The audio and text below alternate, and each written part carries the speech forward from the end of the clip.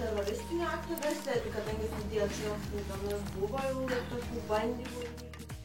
Turbūt jį niekada negali būti atmetama ir tai yra viena iš versijų, kuri turės būti tyrima, tikrinama ir laukia ilgas darbas. Aš manau, kad įvykio vietos apžiūra, tai yra įrodymų rinkimas, daiktų rinkimas, gali užtrukti gal net ir visą savaitę ir tie atsakymai tikrai nebus.